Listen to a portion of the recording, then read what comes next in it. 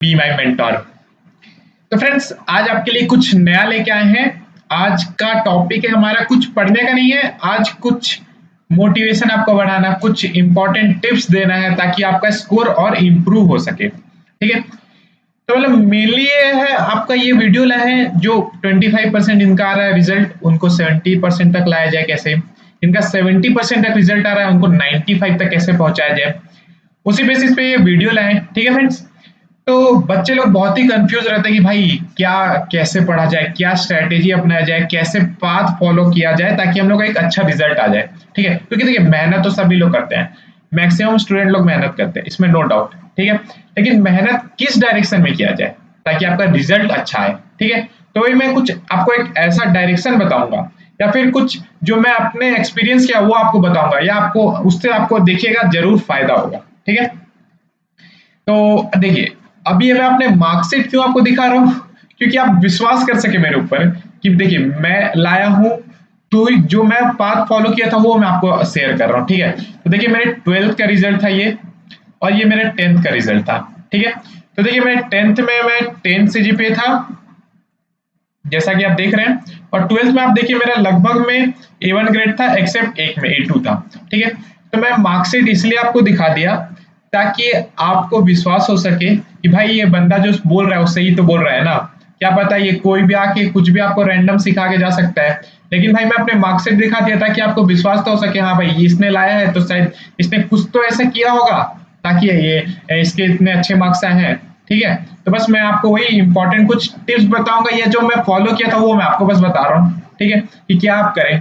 और जैसे जैसे कि मैं तो अब एग्जाम दे चुका हूँ। ठीक है, अब देखिए एग्जाम देने के बाद क्या होता है, आदमी का एक्सपीरियंस हो जाता है कि उसके बाद क्या क्या गलती था और उसको और मैं सुधार कर सकता था। ठीक है ना, तो उस वो भी मैं बता दूंगा एडिशनल, जो मैंने थोड़ा बहुत जो गलती किया वो भी जो मेरे को लगा कि हाँ भाई ये इसको भी अगर थोड़ा इंप्रूव कर देते तो मेरा रिजल्ट और अच्छा आ सकता था। ठीक है, तो चलिए स्टार्ट करते हैं। तो पहले तो अपना एक गोल सेट करना रहता है फ्रेंड्स। ठीक है, तो गोल आपको जरूर सेट करना चाहिए, मंथली प्लानर बनाना चाहिए अगर आपसे हो सके तो, या फिर वीकली प्लानर। वीकली प्लानर बहुत ही बेस्ट रहता है क्योंकि आपका बहुत ही कम टाइम में बहुत ज्यादा टॉपिक कवर हो सकता है। ठीक है ना, क्योंकि वीकली प्लानर में रहता है चलो भाई एक 7 दिन का वीक है, ठीक है, इतना चैप्टर मेरे को इसमें कंप्लीट करना है, कंप्लीट करना ही करना है। चलिए आप कहीं देखिए वीकली प्लानर बनाइए भी, कैसे बनाइए, लिख के बना लिए, चलो भाई एक बार लिख दिए, लेकिन आप देखे होंगे कि आप जब भी लिख के बनाए तो आप थोड़ा दिन फॉलो करते हैं उसके बाद फॉलो नहीं हो पाता है। ठीक है ना, तो ये मैं आपको 3 महीने का प्लान बता रहा हूँ, ढंग का प्लान, मतलब कि जिसमें आप मतलब कि अच्छा स्कोर कर पाइएगा, इसमें नो डाउट। ठीक है ना, और देखिए बोर्ड और सीयूईटी में स्कोर करना कोई बड़ी बात नहीं है।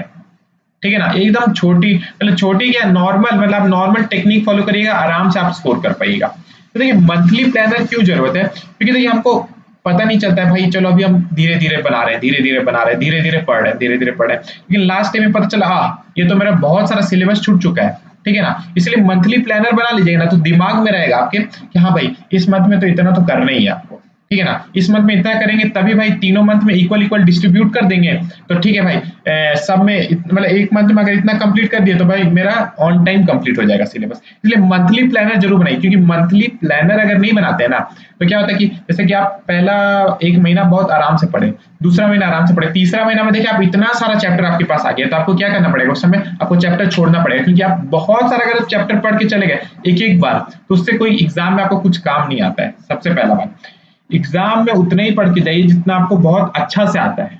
ठीक है ना, लास्ट टाइम में उतना ही पढ़िए जितना आपको अच्छा से आता है, कोई भी नया टॉपिक लास्ट में नहीं पढ़ना है, बस जितना रिवीजन, क्योंकि आप अगर नया टॉपिक पढ़ के भी गए, मान लीजिए आप नया टॉपिक पढ़ लिए तो भी आपको एग्जाम में वो नहीं बनेगा, 100% गारंटी। ये मेरा मतलब कि एक्सपीरियंस हुआ है, जैसे कि मैं एक रात या 2 रात पहले पढ़ के जो जाता था वो मेरे से कुछ नहीं बनता था वहां पे, तो फिर मैं क्या सोचा कि मैं जितना टॉपिक पहले पढ़ चुका बस उसी का रिवीजन करके जाता हूँ लास्ट टाइम में।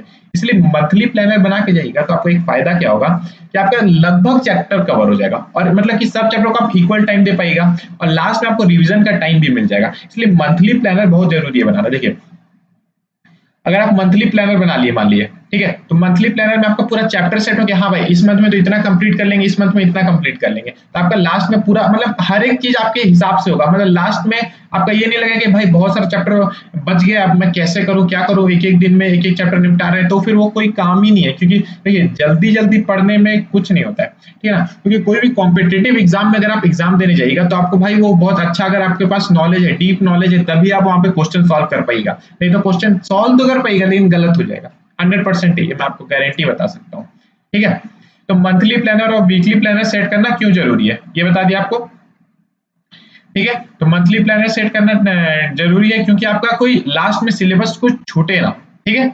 तो मंथली प्लानर एक बना लिए, वीकली प्लानर आपसे नहीं भी बन पा रहा है तो कोई दिक्कत नहीं है, लेकिन मंथली प्लानर जरूर बनाए। क्यों बताएं, फायदा मैं बता दिया आपको, ताकि लास्ट में आपका कोई बर्डन नहीं हो जाए आपके पास कि भाई बहुत सारा चैप्टर बचे, क्योंकि मैं स्टार्टिंग में तो बहुत धीरे धीरे प्रिपेयर किया था, अब तो बहुत लास्ट में तो बहुत सारे चैप्टर बच गए और वो सारे चैप्टर को आप कम टाइम दीजिएगा तो आपका कुछ प्रिपरेशन नहीं हो पाएगा, ठीक है। तो एक गोल जरूर बनाना है। देखिए जैसे मैं एक आदमी बनाया, उसको एक गोल मतलब एक पाथ जरूरी है गोल को पाने के लिए, ठीक है ना। तो वो पाथ आपको ये मैं बता रहा हूँ, पाथ आपको धीरे धीरे बता रहा हूँ, ठीक है ना। तो पाथ में पहला क्या बताया मैं आपको, पहले तो हमको फ्रेम करना है भाई। तो फ्रेम करने के लिए क्या है, पहले तो हमको सिलेबस कैसे बनाए, मंथली बनाए, ठीक है। सिलेबस हम मंथली बना चुके हैं भाई, चलो ठीक है। फ्रेम में पहले हम सिलेबस बना लिए, हाँ भाई ऐसे इतना में इतना दिन में इतना कंप्लीट करना है, ठीक है।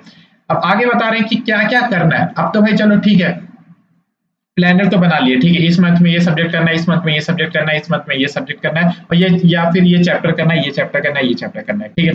अब इसके बाद क्या करना है, अब तो चैप्टर तो डिसाइड करिए, अब चैप्टर बनाए कैसे, ठीक है ना। चैप्टर कैसे बनाए ये बता रहा है, ठीक है। तो चैप्टर कैसे बनाया जाएगा भाई, तो पहले देखिए हम लोग क्या करना है, एनसीईआरटी एग्जांपल सॉल्व करना है। कोई भी चैप्टर उठाइए, एनसीईआरटी एग्जांपल सॉल्व कर लीजिए, ठीक है। एनसीईआरटी एग्जांपल सॉल्व कर लीजिए, अभी बहुत सारा आपका सॉल्व एग्जांपल रहता है एनसीईआरटी की बुक्स में, वो पहले आप सॉल्व करिए, ठीक है ना। क्योंकि देखिए आप सॉल्व एग्जांपल सॉल्व करिएगा ना तो थोड़ा बहुत आपको आइडिया मिल जाता है हर तरह का, कि भाई हाँ चलो ठीक है, ये क्वेश्चन के ये सॉल्यूशन इस तरह का सॉल्यूशन है, ये क्वेश्चन का इस तरह का सॉल्यूशन, क्योंकि एनसीईआरटी एग्जांपल्स में लगभग थोड़ा बहुत आपको आइडिया अच्छा से मिल जाता है कि भाई चलो फिर मतलब कि आपका रुकेगा नहीं, मतलब पहला दो क्वेश्चन पहले जैसे कि आप पहला क्वेश्चन डायरेक्ट क्वेश्चन का एक्सरसाइज का बनाने लगे तो थोड़ा आपको हेजिटेशन होगा, लेकिन एक बार आप एग्जाम्पल बना के अगर सॉल्व करना शुरू करिएगा ना तो आपको थोड़ा कॉन्फिडेंस आ जाएगा, हाँ भाई चलो ये सब तो मेरे को आ रहा है। तो कॉन्फिडेंस जैसे ही आता है तो आदमी का क्वेश्चन अपने बनने लगता है, ठीक है।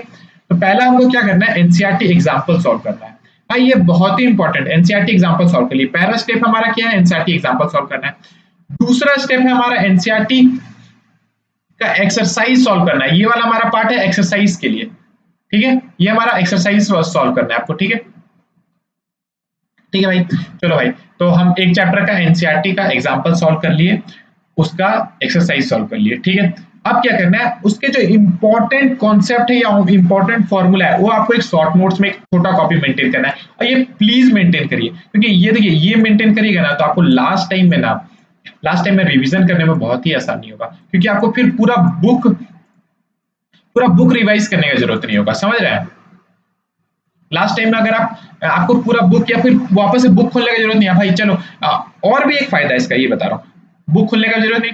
अगर आप फ्यूचर में उसको रिवाइज कर रहे हैं, 2 महीने के बाद रिवाइज कर रहे हैं, चलिए ठीक है, 2 महीने के बाद आप रिवाइज कर रहे हैं उसको, तो 2 महीने के बाद रिवाइज कैसे करेंगे, तो रिवाइज करने के टाइम आप बुक नहीं खोलने का पड़ेगा ना, कोई भी आपको दिक्कत है तुरंत फटाक से वो खोलो बुक, चलो हाँ भाई ये बुक खोल लिए, हाँ ठीक है, ये देख लिए, हाँ ठीक है, ये यहाँ पे मैं मिस्टेक कर रहा था, हाँ ठीक है भाई, तो हो गया बस। यहाँ पे आपको क्या करना पड़ेगा, टाइम आपका बचेगा, रिविजन में आपका टाइम बचेगा, आप ज्यादा आराम से क्वेश्चन सॉल्व कर सकते हैं रिविजन के टाइम, ठीक है। उसके बाद आपको क्या करना है, लास्ट 10 ईयर क्वेश्चन पेपर बनाना है। देखिए जब आप लास्ट 10 ईयर क्वेश्चन पेपर बनाते रहेंगे तो आप देखिए ये शॉर्ट नोट्स तो आप मेंटेन करके रखें, कोई भी आपको क्वेश्चन में फंसेंगे तो आप फटाक से शॉर्ट नोट्स खोलेंगे और तुरंत देख लेंगे, हाँ भाई ये फॉर्मूला में ये लग रहा था, ठीक है, तो ये फॉर्मूला में ये यूज करना था, ठीक है। तो आपको क्या करना पड़ेगा, क्वेश्चन पेपर जब आप बनाते रहेंगे तो आपको टाइम नहीं फंसेगा कि भाई चलो अब क्वेश्चन में तो फंस गए, अब चलो वापस से बुक देखते हैं कि भाई इसमें क्या लगना था, इसमें क्या लगना था, ठीक है ना। तो इसमें इसीलिए जब आप शॉर्ट नोट्स बनाएंगे तो आपको लास्ट 10 ईयर का जो क्वेश्चन पेपर है वो भी बनाने में आसानी होगा, ठीक है। और लास्ट 10 ईयर का जो क्वेश्चन पेपर है उसी के बेसिस पे आपका पूरा पेपर आता है। अगर आप लास्ट 10 ईयर का क्वेश्चन पेपर बना लिए तो सीबीएसई उसके अलावा कुछ पूछता ही नहीं है, अगर वो बना लिए तो उसके अलावा कुछ आपसे नहीं पूछेगा, ठीक है ना।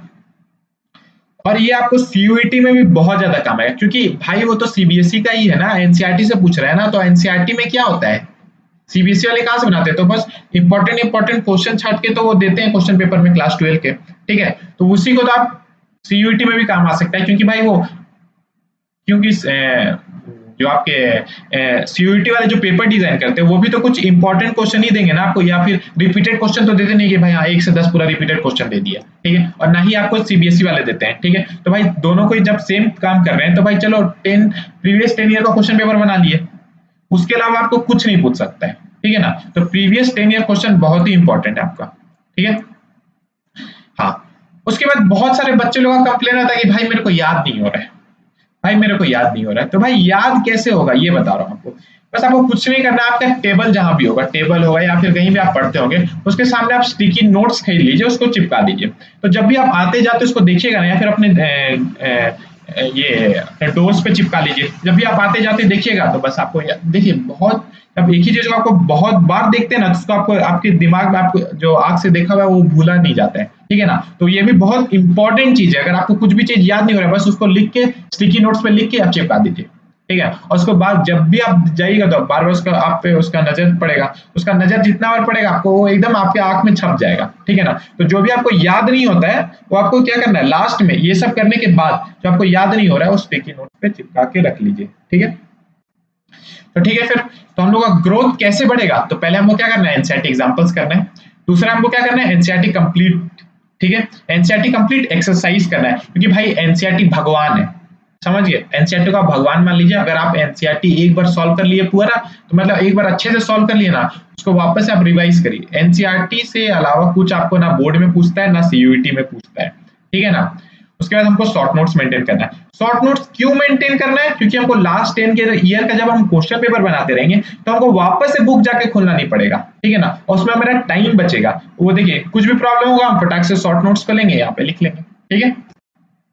और फॉर्मूला क्यों स्टिक कर रहे हैं वॉल पे या फिर कहीं भी डोर्स पे, क्योंकि अगर आपको जो चीज आपको याद नहीं हो रहा है उसको आपको चिपकाना है, हर एक चीज को नहीं चिपका देना है, ठीक है ना। जो आपको याद नहीं हो रहा है वो आपको चिपकाना है उधर, ठीक है। नेक्स्ट है हमारा डिस्ट्रैक्शन। देखिए मेन स्टूडेंट्स लोग को डिस्ट्रैक्शन ही एक ऐसा चीज है तो पढ़ने में मतलब प्रॉब्लम होता है। बहुत सारे मतलब टॉपर बच्चे बस इसके कारण दिक्कत हो जाता है उनका, ठीक है ना। तो डिस्ट्रैक्शन क्या, तो भाई देखिए बहुत सारे स्टूडेंट्स रहते हैं जिनको अगर आप एंड्रॉइड फोन दे दिया जाए तो वो भाई पढ़ना छोड़ के बस यूट्यूब रील्स या फिर YouTube shorts, Instagram reels, Facebook ये फेसबुक वो, इसको मैसेज करें उसको मैसेज करें, इन्हीं में अपना टाइम पास करते थे। लेकिन बहुत ही इंटेलिजेंट होते हैं उन लोग, लेकिन किसके कारण बर्बाद हो गए, ये सब डिस्ट्रैक्शन के कारण। इसलिए डिस्ट्रैक्शन तो मेनली मतलब अगर आपको कुछ करना है जिंदगी में तो डिस्ट्रैक्शन हटा दीजिए। डिस्ट्रैक्शन में क्या हटाना है, पहले सोशल नेटवर्किंग से एकदम दूर हो जाइए। जब तक आपको कंपटीशन एग्जाम देना है सोशल नेटवर्किंग से एकदम दूर हो जाइए। भाई दूर हो जाइए ना, 1 साल 2 साल, और क्या।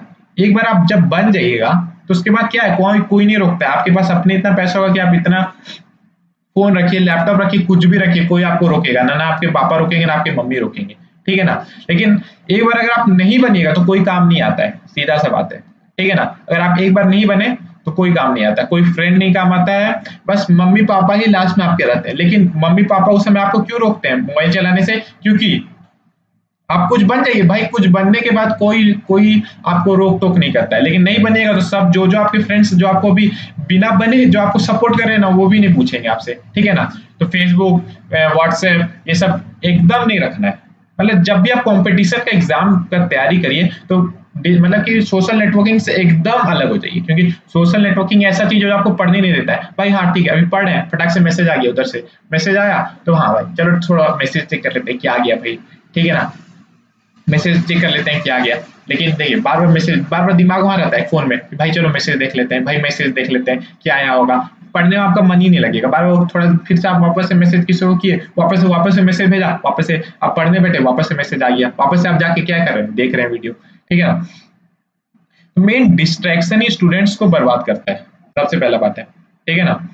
तो डिस्ट्रैक्शन से एकदम दूर रहना है। कोई गर्लफ्रेंड ये सब नहीं बनाना है। जब भी आप कॉम्पिटिटिव एग्जाम का तैयारी करिए, ना गर्लफ्रेंड ना बॉयफ्रेंड, क्योंकि भाई उसमें बात थोड़ी करना है। क्योंकि जब भी आप इस चीज पे इन्वॉल्व होइएगा आपको इतना सारा बात करना पड़ेगा कि आप क्या ही पढ़ पाइएगा, ठीक है। बात करेगा, मैसेज नहीं रिप्लाई करेगा तो अलग सा टेंशन, बहुत सारा टेंशन होता है। इसीलिए इस चीज पे तो आपको घुसना ही नहीं है, ठीक है ना। कॉम्पिटिटिव एग्जाम का तैयारी कराना है या फिर बोर्ड का एग्जाम का तैयारी करना है, इस चीज में इन्वॉल्व नहीं होना है भाई। 1-2 साल नहीं इन्वॉल्व होंगे तो क्या हो जाएगा, अगर ये बंदा या बंदी अगर आपके लिए है तो ठीक है, वो वेट कर सकता है, कोई दिक्कत नहीं, दोनों कोई बन जाइए, दोनों कोई सक्सेसफुल हो जाएगा, दोनों कोई साथ में हो जाएगा। फिर अगर दोनों कोई सक्सेसफुल नहीं हुए, काम खत्म वहीं पे, ठीक है। तो सोशल नेटवर्किंग से एकदम दूर रहना है जब भी आप एग्जाम का तैयारी कर रहे हैं, क्योंकि आपके दिमाग में एनी टाइम रहता है कि भाई फोन में क्या आया होगा, फोन में क्या आया होगा, ठीक है ना। और मोस्टली मैं प्रेफर करता हूँ कि आप वो छोटा वाला फोन नहीं रहता कीपैड वाला, वो लीजिए।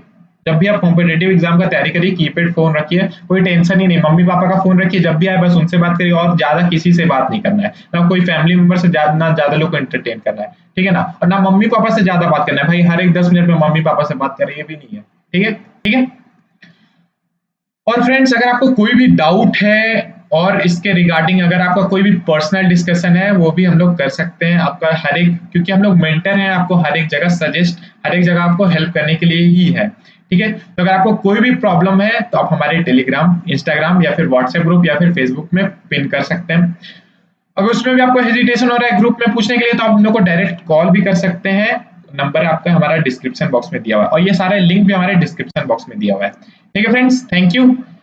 कोई भी प्रॉब्लम हो जरूर कांटेक्ट करें। मिलते हैं आपसे नेक्स्ट सेशन में। Thank you.